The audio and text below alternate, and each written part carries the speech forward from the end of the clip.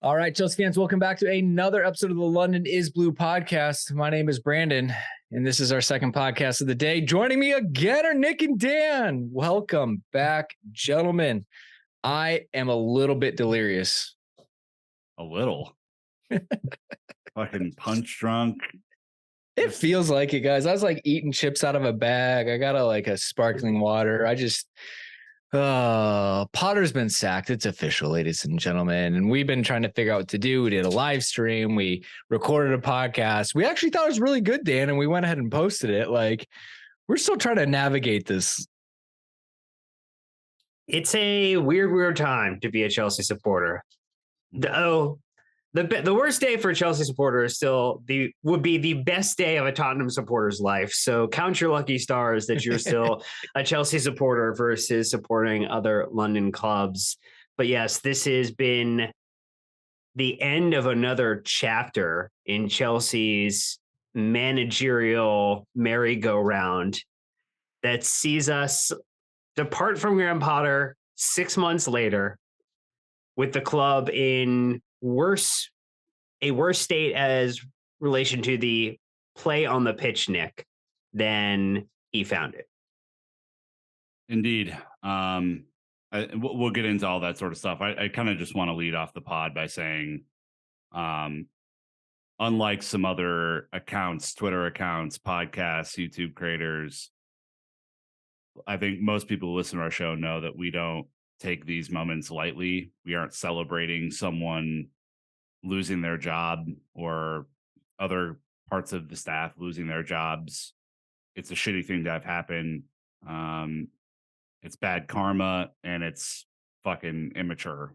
I think it's fine if you didn't want him to be our manager. There are plenty of people out there who are, I think happy that there will be a change, but being happy that there's a change is different than gloating in celebration that someone has lost their job. And so I just first and foremost want to say that he seems like an awfully nice dude. And, we have preached patience throughout this entire thing because I think the new owners want to do things a different way. Unfortunately, the results kind of led to this point. And, Brandon, for me, I got pretty turned off by the discussion around this today. And I just wanted to say that flat out because it's a shitty way to live your life, I think.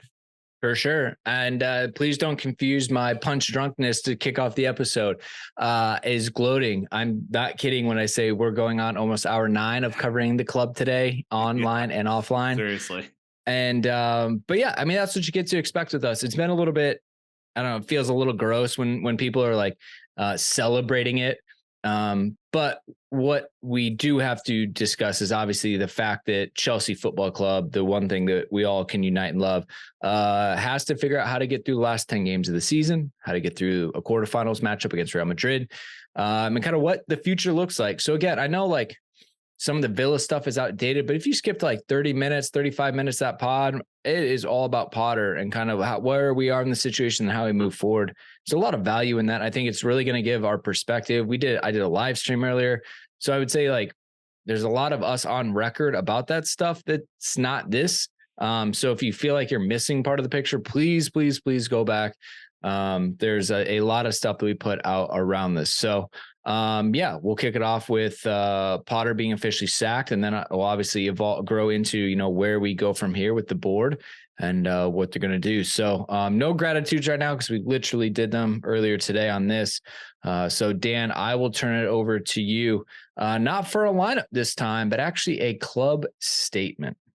Yeah, people had been tweeting at the club after the end of the last match, and I think after several matches this season with the club statement graphic. And for those who were looking forward to seeing this image grace the Chelsea FC socials and website, you got what you were looking for because it has happened. And the announcement reads as follows: Chelsea FC has announced that Graham Potter has departed the club. Graham agreed to collaborate with the club to facilitate a smooth transition.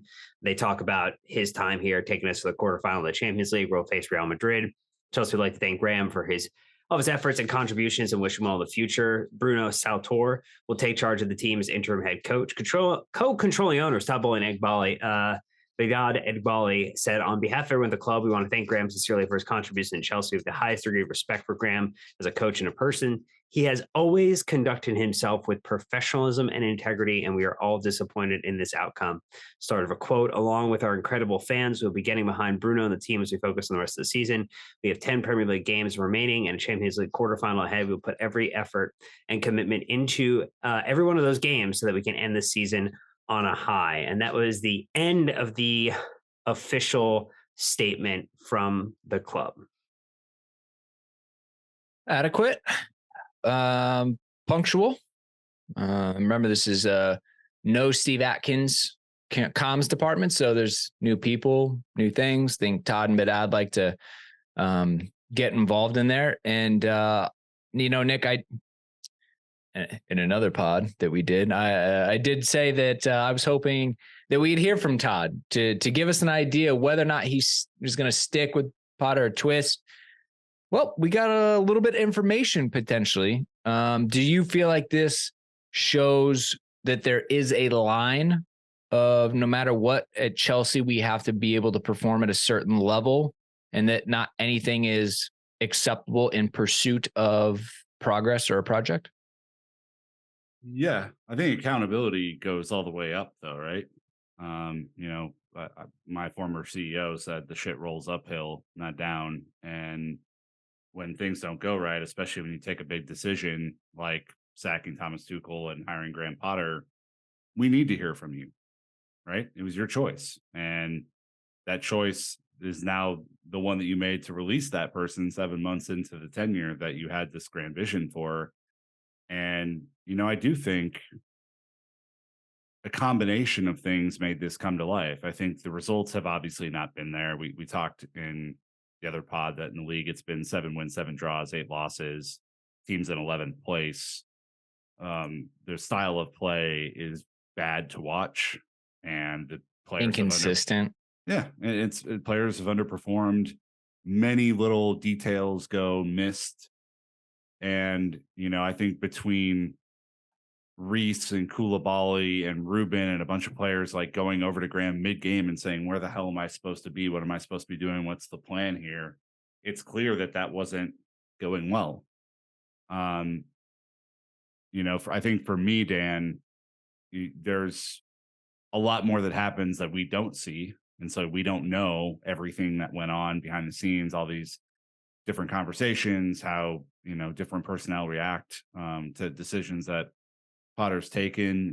We'll get some quotes later on from our journalist friends about some of the backroom stuff, but it kind of just felt like Saturday was the breaking point. And, as much as we had preached patience and thought that he might get all the way till December of next year, for Chelsea to have invested 600 million pounds in players and be in 11th place is just not it, unfortunately. So if I were to step back and try to examine the reason why now, because we've talked about this before, that it seemed like hell or high water, Chelsea were going to ride the Potter experience into the summer and head into the summer with plans to get into next season and really start to evaluate. Like, what's changed is probably the thing that, is the question that still has to be answered.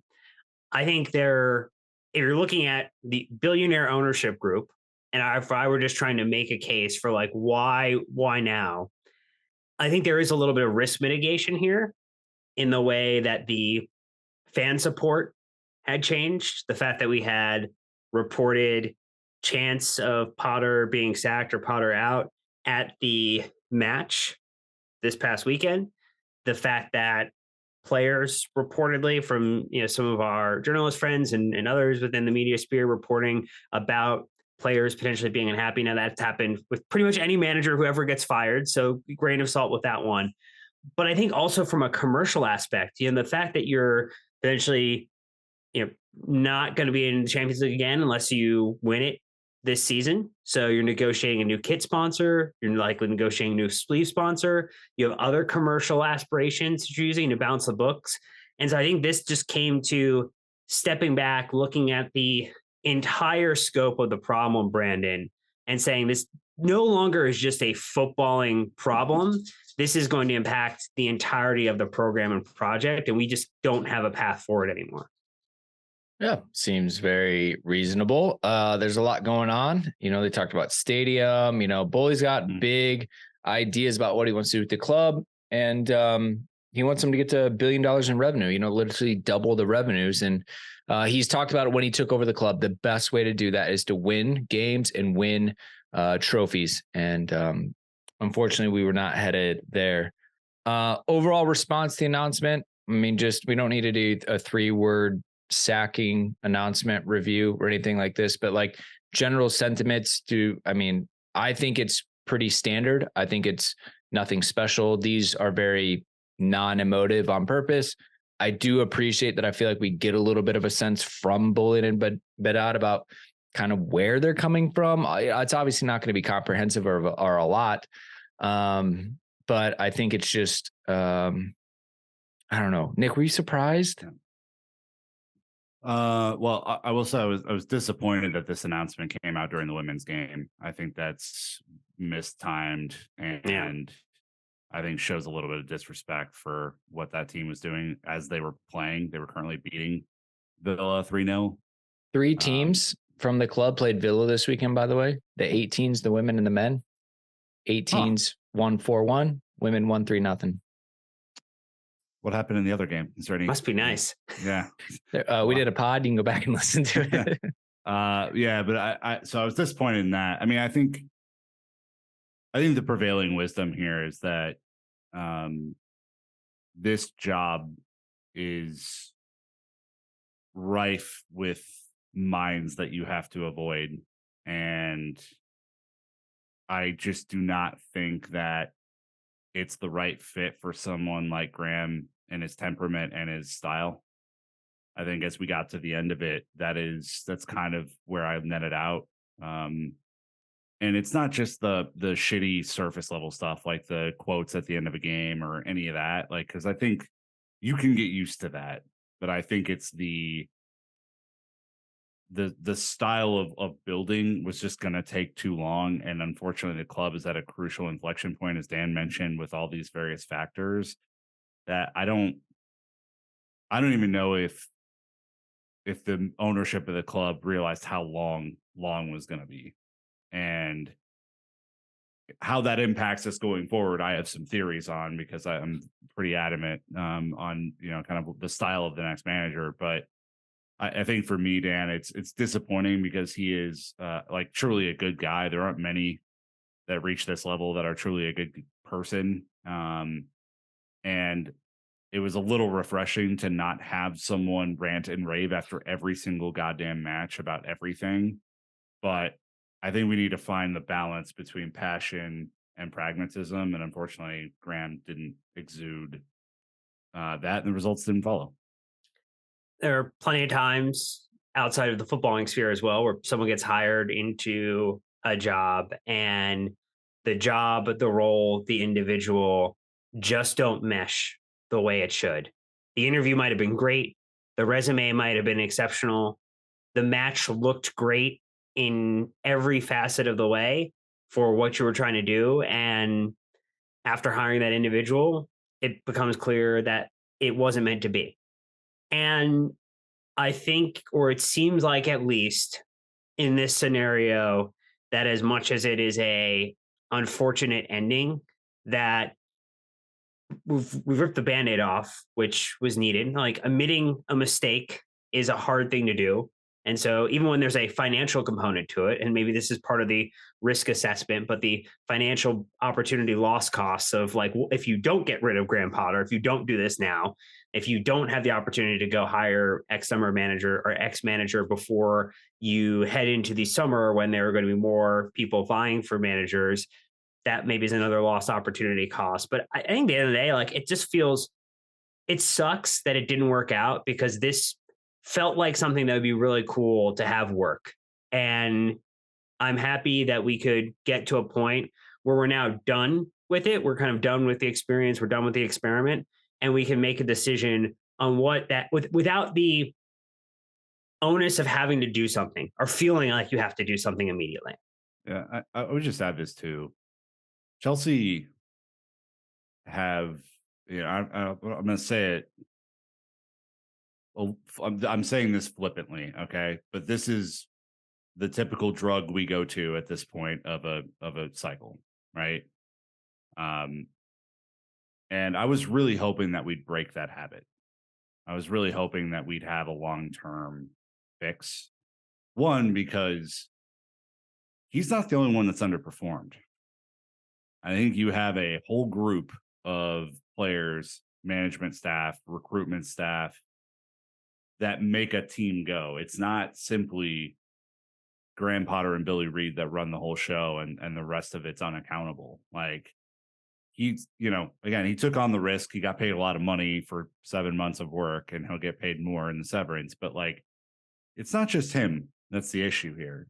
And I was really hoping that we'd break this cycle of like fan discontentment and player discontentment, because we've seen that work, to our benefit and to our demise before, right? We've been through how many managers and how many years, and everyone knows the gig. You come to Chelsea, you get a payday, you eventually get sacked, and I think 14 months is the average stay of a Chelsea manager, and then you get paid, and then you got to go do something that's much less pressure in a better environment. And I know that's what's coming for Graham, but I was sincerely hoping, Brandon, that this would be a chance for us to break that mold, because I am a little envious of City fans and Pep. I am a little envious of Liverpool fans and Klopp, that they just know who their person's going to be year over year, even if every result doesn't go well or they don't win every trophy. There's that stability that kind of is interesting. It's like wanting something you can't have, because we don't have that, and we haven't had that for a long time. And new manager, interim manager doesn't solve some of the personnel issues that we have either. And so I think that's just something to like keep in mind as you're getting excited about the next guy. There's a lot to fix. Yeah, Phil tweeted that too. He was like, he had a big like "I'm sad" thread, and it was like, "I'm sad that we are going to go back to the knee-jerk reaction when things don't go well." He's like, "I'm sad that we're not able to have a long-term solution, to this problem." And again, he wasn't saying like, that doesn't mean I'm blindly following Potter. He's just like, it sucks that this wasn't the solution at the right time, or, for all these other factors. He's wants this long-term fix as well. And he's not alone. I think I'm impressed by a lot of the fans that are starting to come around to say, you know what, maybe the culture of the club shouldn't come from the manager. Maybe the culture should come from the club, and the manager fits into that culture. And that's the harder game to play. Does feel like Boehly's trying to change that. He has talked about culture. He is uniting parts of the club. Neil Bath has clearly been empowered. Emma Hayes has clearly been empowered. So I think it'll be interesting to see where this goes. Potter was a yes guy, so he was supposed to fit into whatever culture Boehly was cooking up that month. But we'll have to see. It hasn't worked, and we have to start over. So the situation we're in, we said, hey, there's three options before the sacking. You ride it out to the end of the season with Potter. You remove him now. You replace him with the interim, which seems like that's what they've done. But they're open to replacing him with the permanent option, which was the option 3. I don't know. Fabrizio Romano is saying that Nagelsmann seems to be the front runner.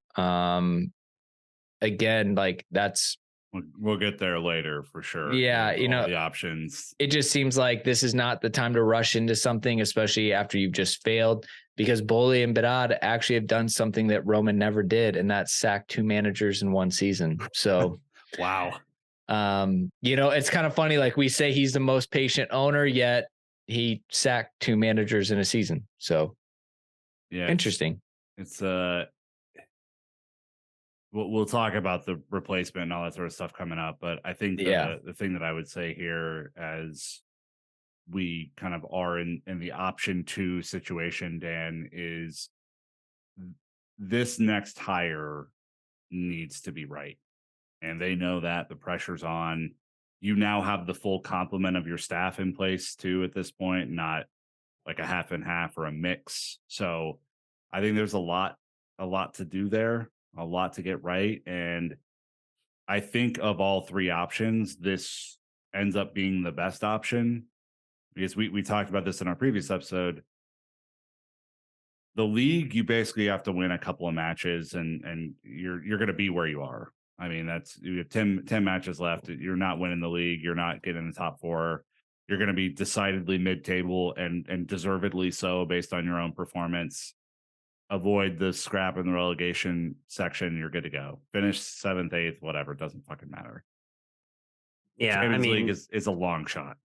You're at 2% probability of finishing 6th, 5% finishing 7th, 13% of finishing 8th, 22% of finishing 9th, 28% finishing 10th. So we're stuck.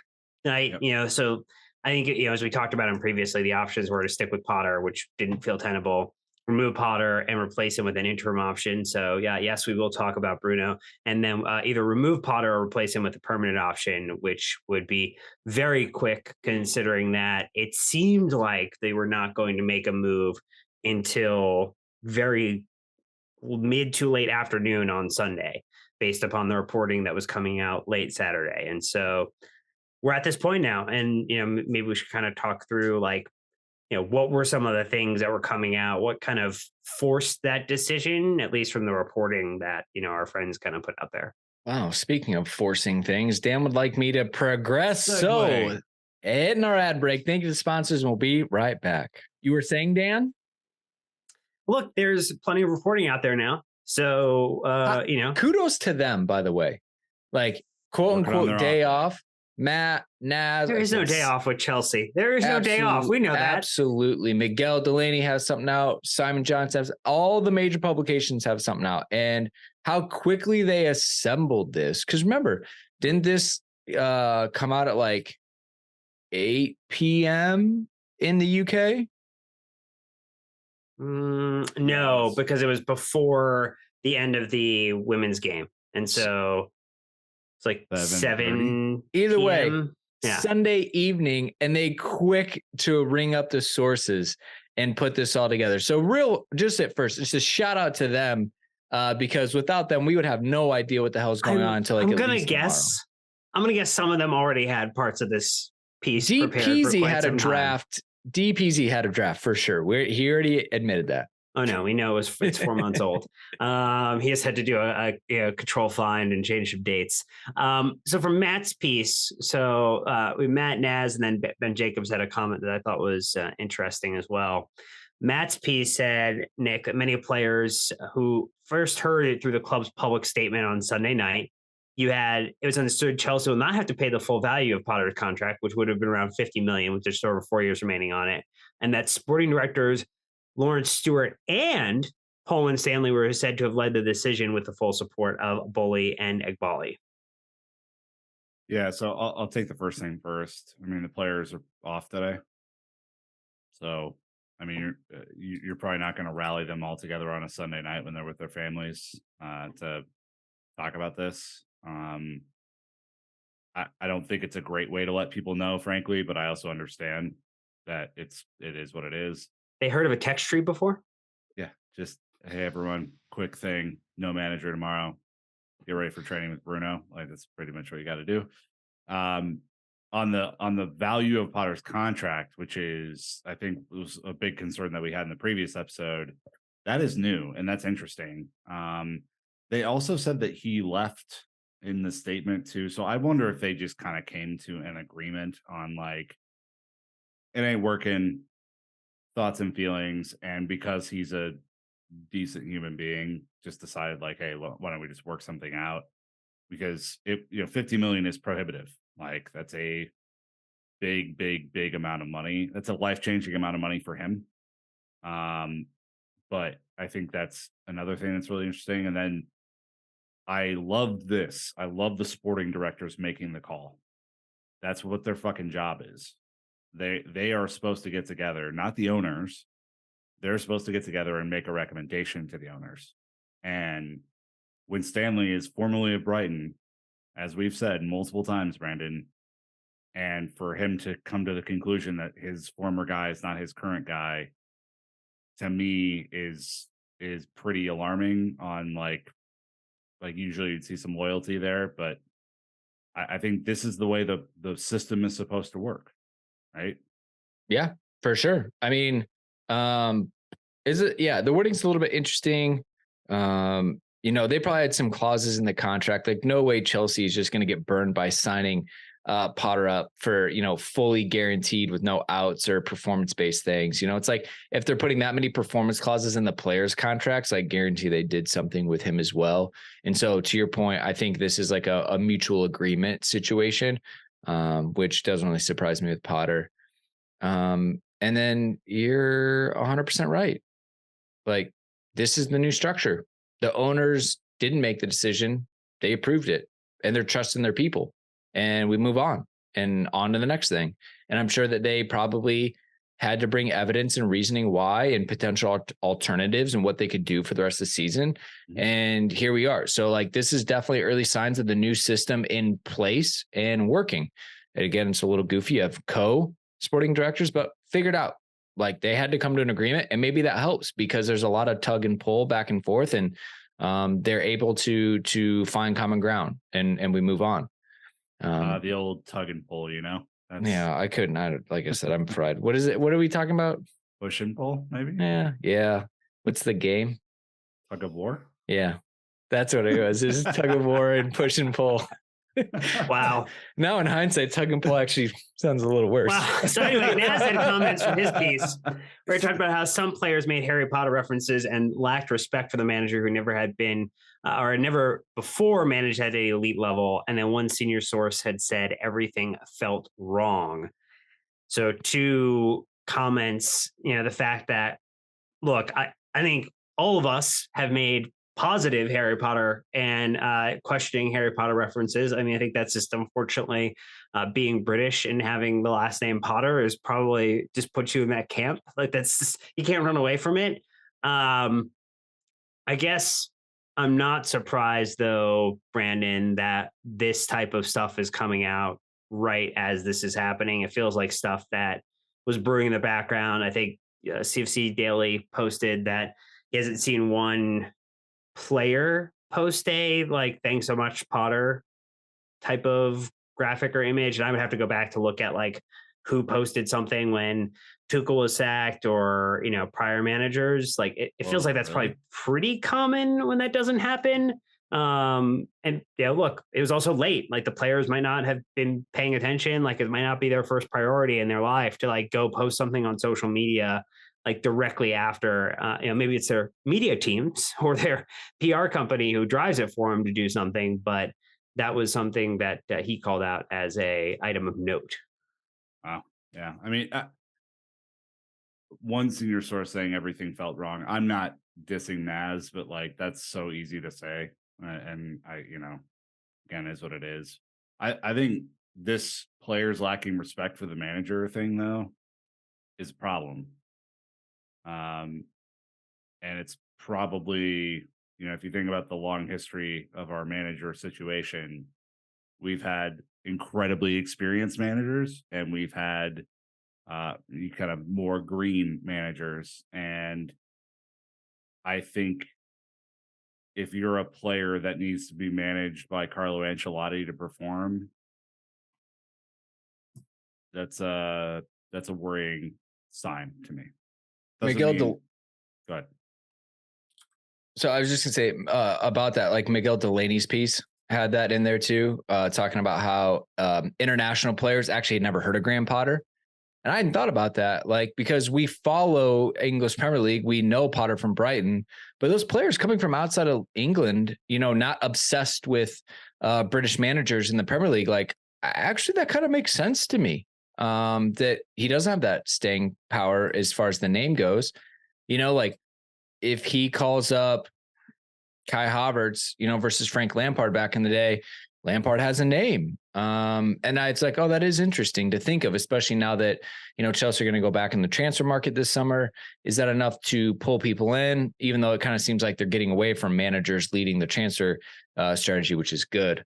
But yeah, players just saying they liked him, but Miguel said a lot of them were even worried that he's a little out of his depth, even though they liked him. They thought he was a great guy. They thought he was doing good things, but like, they didn't see that eliteness that they have seen, whether it's in an international or at other teams that they've been at. So, those are things that are requirements of the job, and you have to pull together. Would say it seems like, Dan, everyone liked him, more or less. Everyone liked him, at least as a person, and just felt like he couldn't get it over the line. That does seem to be the case. And again, I'm sure that in the next week, we are going to get a fair number of postmortems and interviews, likely off the record, that are going to culminate with some what happened during Potter's reign type of publication piece that will give us more detail and more information. I just think, to me, like, I'm done. Like, that chapter's over. Like, there's an interim manager in Bruno who has a match against Liverpool on Tuesday, and there's a job to go appoint a new manager for the Chelsea men's team. So that is, I would say, frankly, it's just like Potter's no longer our manager. Like, we feel bad for the guy. We feel sad that it didn't work out, but all of these stories, anything that comes out after the fact, like, to me, that is part of history that doesn't need to be brought up again. It's not relevant. No, it does. It will feel like piling on.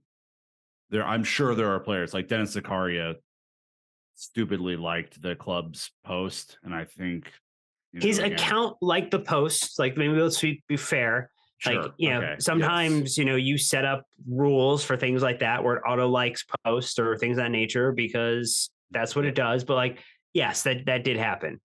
It's a bad look, admittedly. So maybe let's change the rules up a little bit. But yeah, I'm sure we're going to get plenty of stories, of just all sorts of stuff, players getting it off their chest.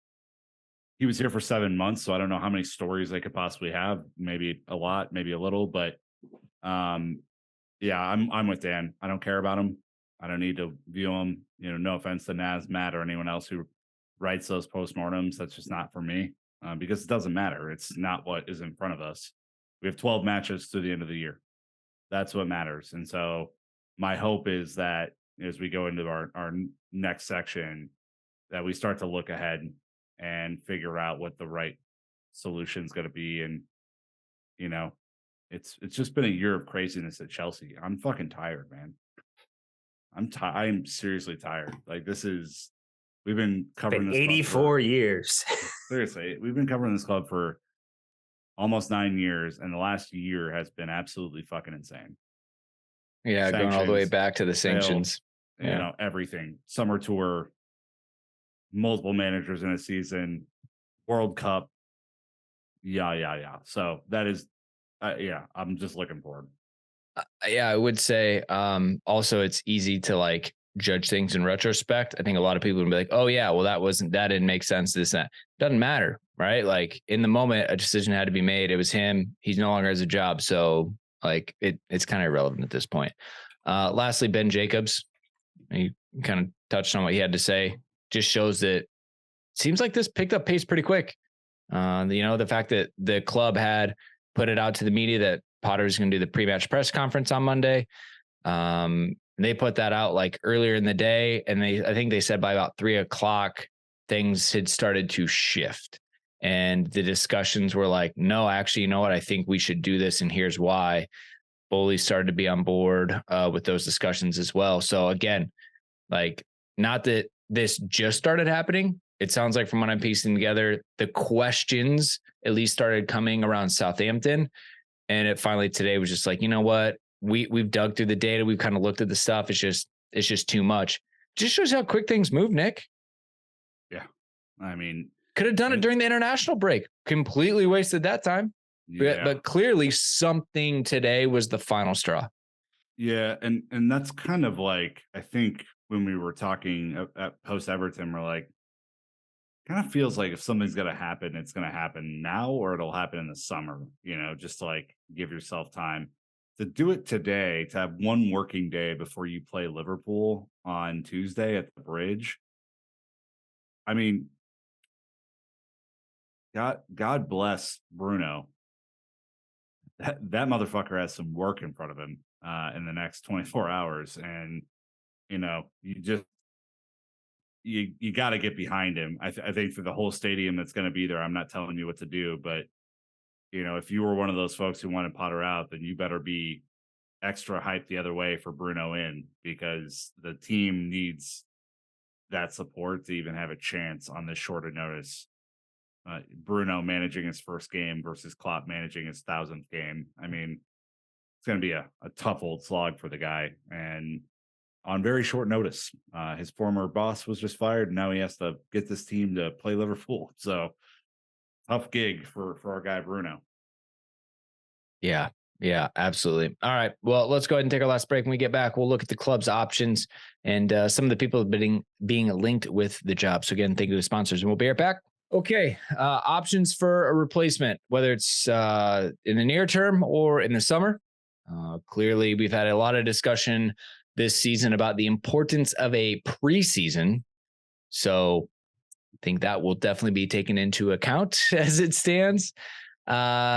So Bruno Saltor will be the short-term caretaker. I think, what'd you say up here, Dan? Billy Reid left, but Bjorn Hamburg and Kyle McCauley remain. And Harry's surely gone now, right? I mean, rumored to be in negotiation with Munich for his release to join Tuchel. Yeah. So not involved with the daily operations at the moment. Still not involved. And then the club are doing due diligence on a number of candidates. I mean, this is like silly season all over, except for managers, Dan. Again, our good friends, tier one sources bringing us some ideas, but the general consensus is nothing will be decided overnight. It will be a comprehensive review before a decision is made. So I think that kind of gives them some wiggle room, whether it's a week before Real Madrid or if it's this summer. They are promising it'll be in depth before they do it. So what are some of the names that are being linked with the hot seat at Chelsea? Well, just before that, so you effectively have until May 28th, which is the end of the Premier League season, or if we're manifesting the most why not us energy possible, you're getting into June for the Champions League final. So just, circle that date in your calendars. Maybe a fun day. Nagelsmann seems to be the most popular name right now. Now, there's a wide spectrum of opinions on him. He also just left a top gig to be replaced by none other than Thomas Tuchel. But he reportedly may want a little bit of a break in between where he was at Munich to getting some time to jump into the Chelsea job. Technically available now, but also word that maybe Bayern Munich might want some type of compensation for him.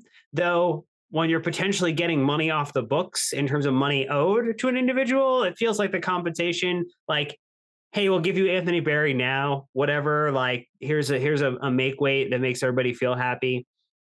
Some indicating that he is the favorite candidate and potentially that at least some level of sounding out has occurred. And that could be agent check to see if they would be interested in such an opportunity if it were to be available. And that could be as broad as, hey, an English team in the Premier League that's won the Champions League in the last few seasons might have an opening recently or in the near future. Would that be of interest to you if that were something that were afforded to you, Nick? Like it feels very early days with the conversation, even though it does seem like some type of checking has occurred.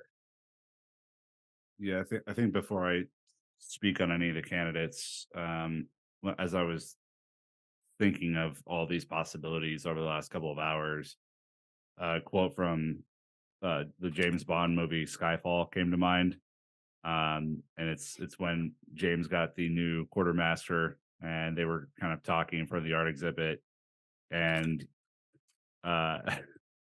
James goes, because it's the younger Q, because you still have spots. Q goes, my complexion is hardly relevant. James says your competence is. Q goes, the age is no guarantee of efficiency. And James goes, and youth is no guarantee of innovation.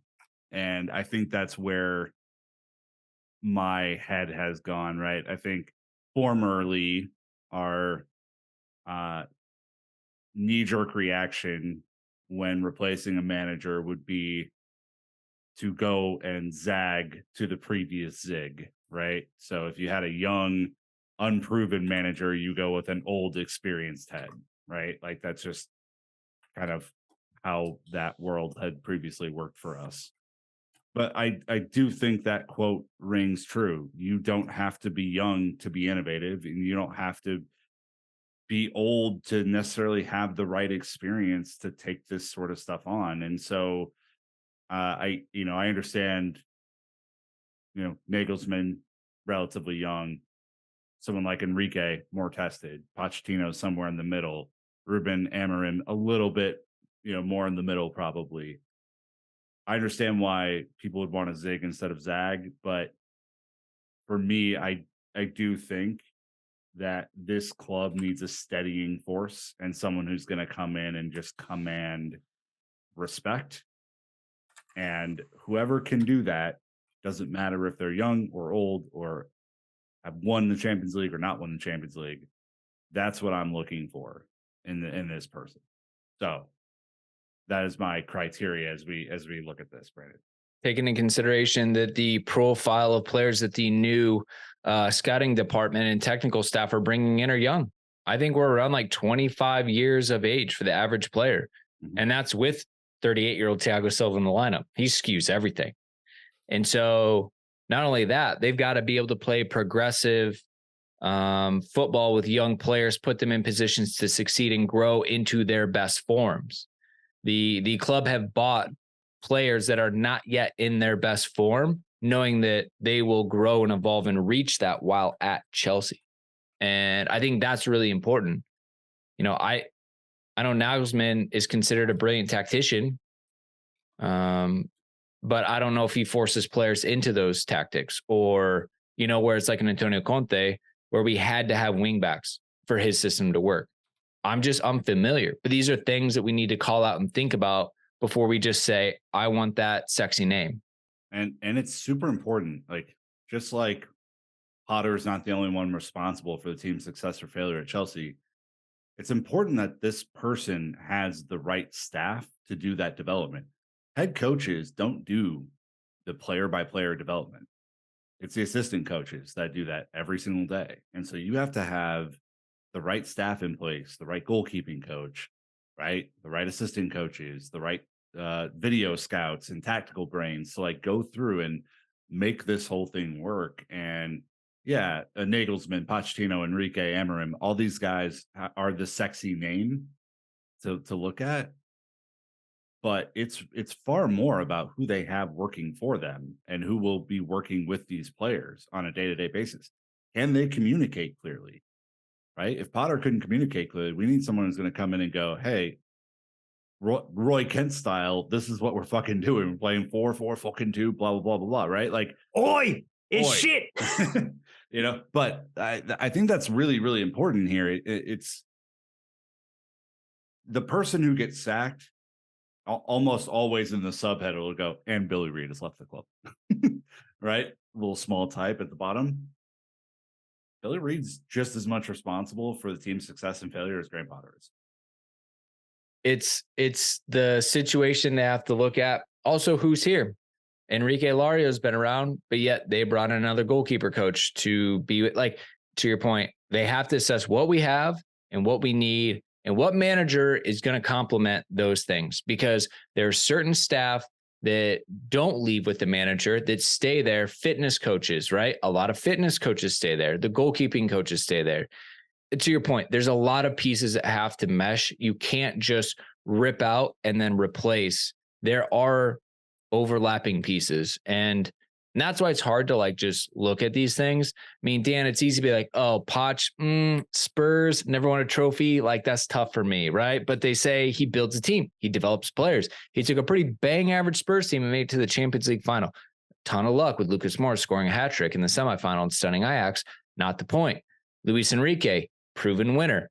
less so without Messi. But the point is, he's going to come in and command. He's coached the Spanish national team. He will provide a level of quality that it will be expected to be met by these players. Ruben Amorim, not a clue. We'll let you talk about it. And Nagelsmann, to me, he's a wild card. I laughed on stream.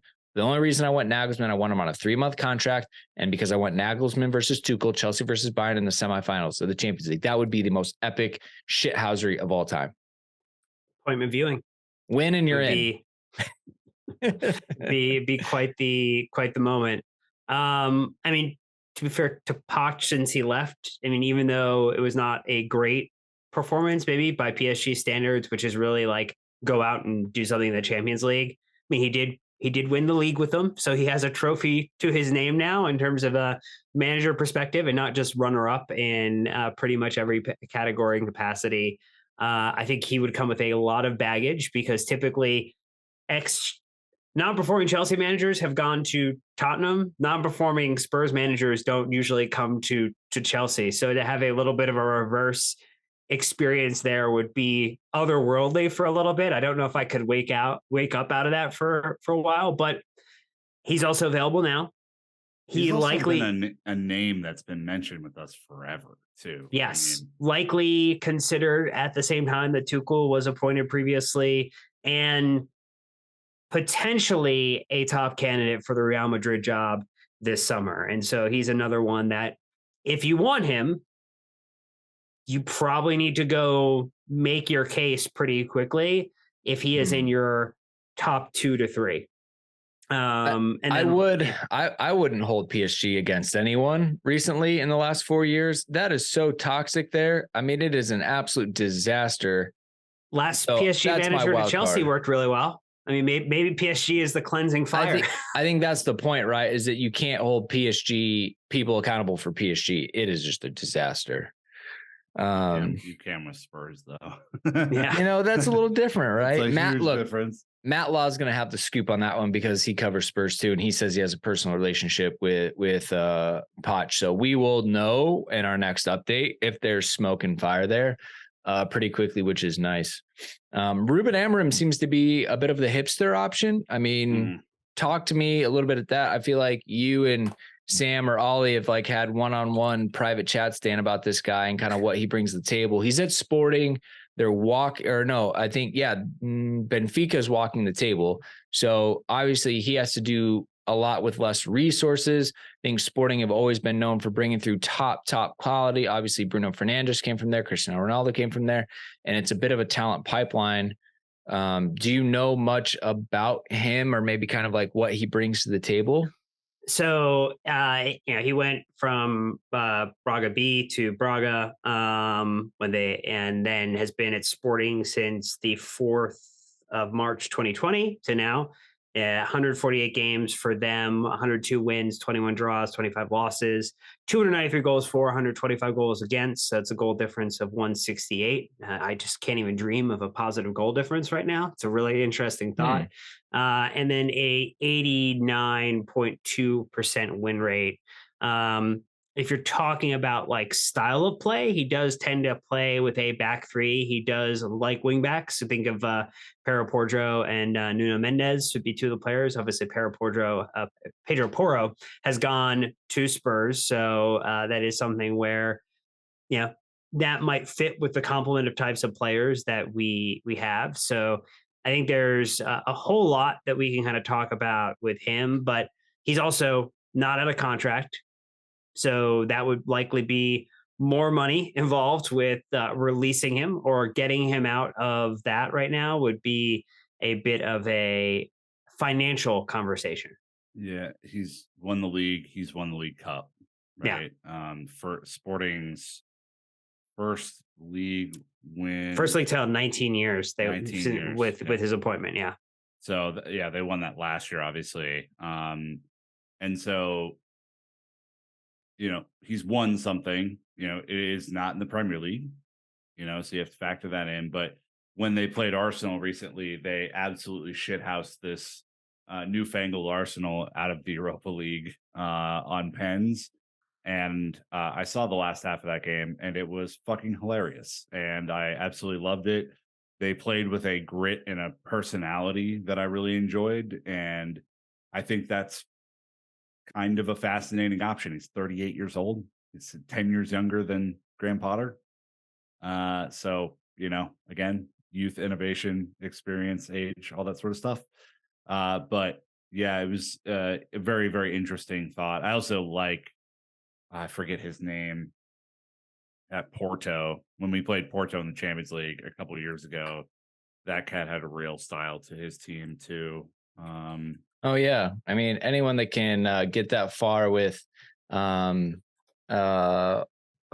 his name? The center back. Sergio Conceição. Yeah. Yeah. He was really, really talented. They were like the only goal in the knockout rounds against us, except for Benzema. So, they were tough. They were really tough to beat. Yeah, you got Pepe in the back line. Yeah. Yeah.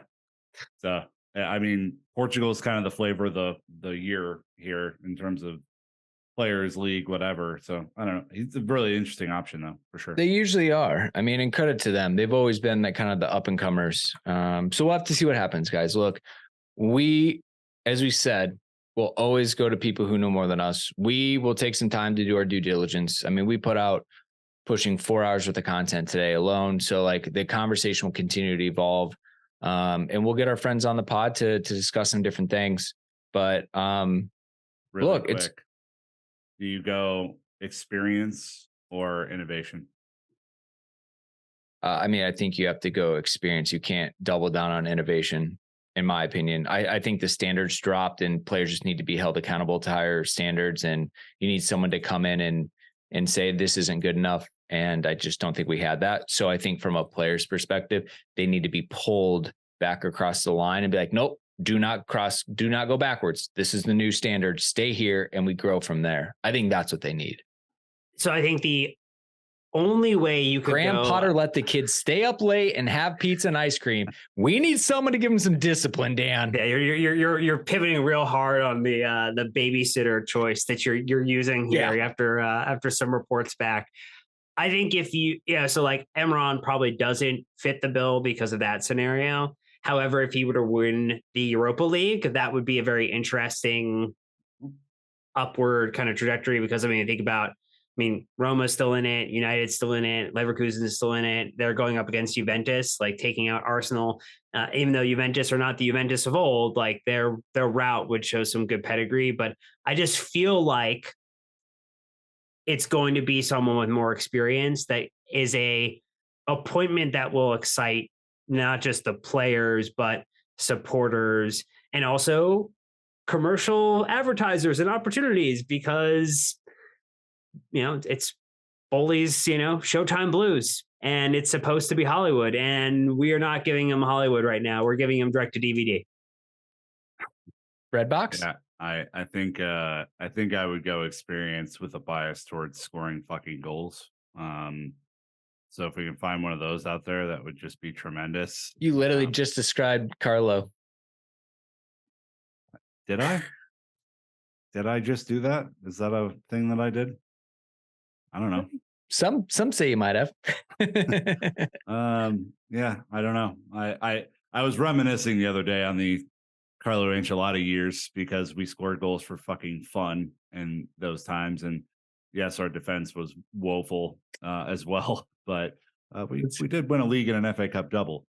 So, important to score goals. That's where my bias leans. And I do think, unfortunately for the innovation side of the house, I would go experience. And I think we were definitely all there for Conte's boot camp season.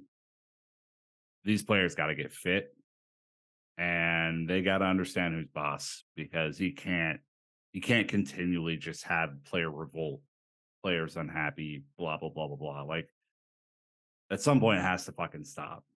Yeah. And for this instance, I would just say, I don't think it was revolt, right? I just think he was too friendly with them, like almost looked at him as a peer rather than like the gaffer, the manager who could put the fear of God in them. There has to be a hierarchy of authority. And I think Graham have to be Conte, but it has to be Yeah, I think Graham just kind of blurred the lines too much. And with like a mid-table club like Brighton, who are definitely way ahead of us at this point in the table.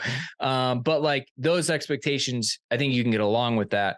What we do see with those other managers, is that it's you have to own the locker room. The players who are like, I will die for that manager. I will run through the wall. I don't think the players would do that. I think they would go play like putt-putt with Graham or something like that. It's just different. And he has a style. He will be successful. It just didn't work out at Chelsea. No hard feelings. All right.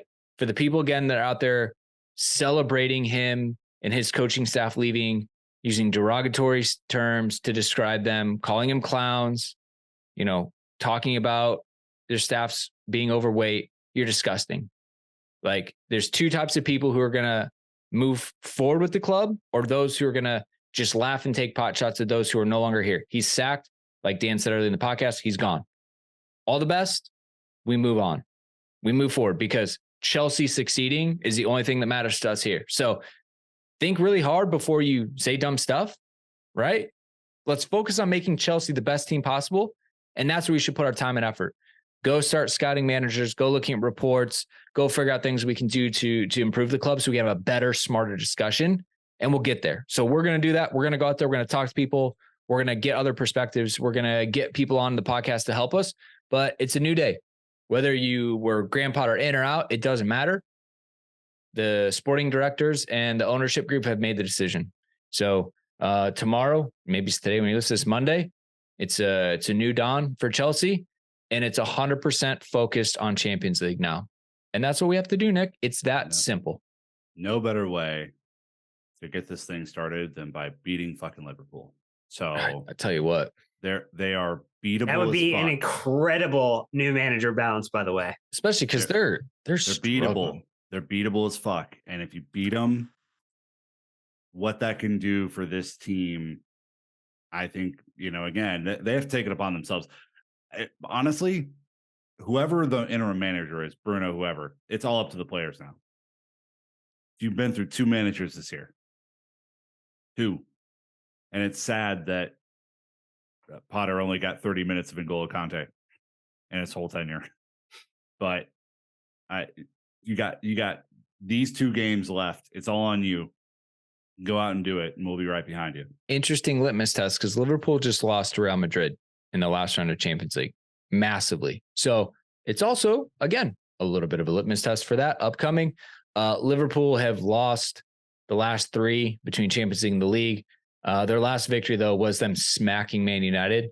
You just don't know what you're going to get from this team, right? And so good chance we need to go out there and provide a surprise result. It would rally the fans. I think obviously a lot of people would be excited. So a lot of content out there. Head to YouTube. All right. Both podcasts are on YouTube. The live stream is like 30 some minutes is on YouTube. We got podcasts on podcasts. If you're enjoying this, please, again, we kind of asked for it, but like the 5-star reviews in Spotify and Apple Podcasts go a long way. If you've done Spotify, please go to Apple. If you've done Apple, please go to Spotify. It matters. It helps us elevate this level of voice amongst the clutter. So we really appreciate that. Dan, Nick, YouTube. Yeah, subscribe to YouTube. Absolutely. We even got super chats today. I wasn't even asking for them. So shout out to everybody who just threw money at us while we were live streaming. That was kind of cool. Dan, we're going to go take a nap. Nick, good luck with the rest of your night. We got a big week ahead of us, ladies and gentlemen. We're going to be here through it all, covering everything. Dan and I, our wives are out of town, so we got nothing but time. So we're all in for a couple of days. It's almost like Chelsea planned it that way. I like how your wife even was like, emergency pod ? She knew what was up. Veteran move. She's been through many a sackings. All right. Thankfully not mine. Yeah, no, all good. All right, Chelsea fans, that is it for us. Hell of a lot more content. Appreciate your support. You're all amazing. So until next time, you know what to do. Keep the blue flag flying high.